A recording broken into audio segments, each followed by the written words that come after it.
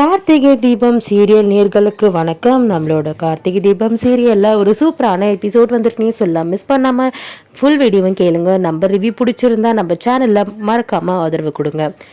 இப்போ வாங்க என்ன நடக்குதுன்னு சொல்லிட்டு பார்க்கலாம். இப்போ பார்த்தீங்கன்னா நம்மளோட கார்த்திகை விஷயம் தெரிய வரல. ஏன்னா மருது வேற யாரோ அப்படின்னு சொல்லிட்டு நினைச்சிட்டு இருக்காரு. இப்ப நம்மளோட ராஜராஜனுக்கு விஷயம் தெரிஞ்சு போச்சு. நம்மளோட மருது போனும் காயமா சுத்திட்டு இருக்கிறத பார்த்துட்டு நம்மளோட ராஜன் நோட் பண்ணிட்டு இருக்காரு. இதை பாத்தீங்கன்னா ஒரு 4-5 வாட்டி பார்த்துட்டாரு. போன் வந்ததும் பயங்கரமா டென்ஷன் ஆகுறாரு. அதுக்கப்புறம் ரூம்குள்ள போனை எடுத்துட்டு போறது, அந்த மாதிரி நடவடிக்கையை பார்த்து என்ன பண்றாரு, நோட் பண்றாரு. எனக்கு என்னவோ இவனோட போன்ல ஏதோ இருக்குன்னு தோணுது, ஏதோ தப்பா இருக்குன்னு நினைக்கிறேன் அப்படின்ற மாதிரி யோசிக்கிறாரு. ஆனா இந்த விஷயத்தை ராஜராஜன் பர்சனலா வச்சிருக்காரு. இதை எப்படியாச்சு கண்டுபிடிக்கணும்னு சொல்லிட்டு மருதுவோட போனை என்ன பண்றாரு, எடுக்க ட்ரை பண்றாரு.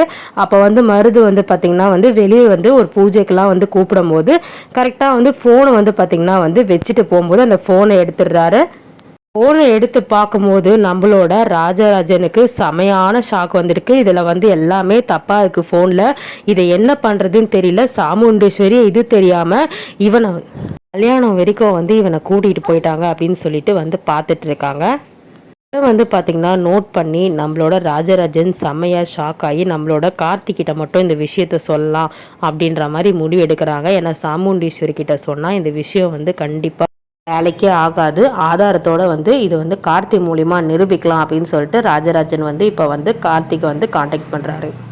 இப்போ கார்த்திக் ஃபோன் பண்ணி இந்த மாதிரி இந்த பயங்கரமான ஒரு விஷயத்த சொல்கிறதுக்கு நம்மளோட ராஜராஜன் கால் பண்ணுறாரு. கார்த்திகிட்ட எல்லா விவரமும் சொல்லலை. நீங்கள் நேரில் வாங்க மாப்பிள்ள, நம்ம நான் ஒரு விஷயத்த கண்டுபிடிச்சிருக்கேன், அதை நான் சொல்கிறேன் அப்படின்ற மாதிரி சொல்லும்போது இந்த ஃபோனில் இருக்கிறது எல்லாத்தையும் நோட் பண்ணி அந்த ஃபோனை அதே இடத்துல வச்சிடுறாரு. ஆனால் ஆதாரப்பூர்வமாக நிரூபிக்கணும் இல்லையா? ஸோ அதனால் கார்த்திகிட்ட நேரில் சந்தித்து பேசுகிறாரு. அவனோட ஃபோனில் எல்லாமே தப்பாக இருக்குது. பொண்ணுங்களோட வீடியோலாம் இருக்குது. முக்கியமாக ரேவதியோட வீடியோவாக இருக்குது. தயவு செய்து அவனை விடாதீங்க.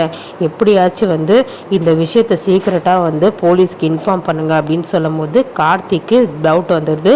ஒரு வேளை நம்ம தேடிட்டு இருக்க ரெட்டுன்றவன் இவனாக இருக்குமோ அப்படின்னு சந்தேகம் வருது.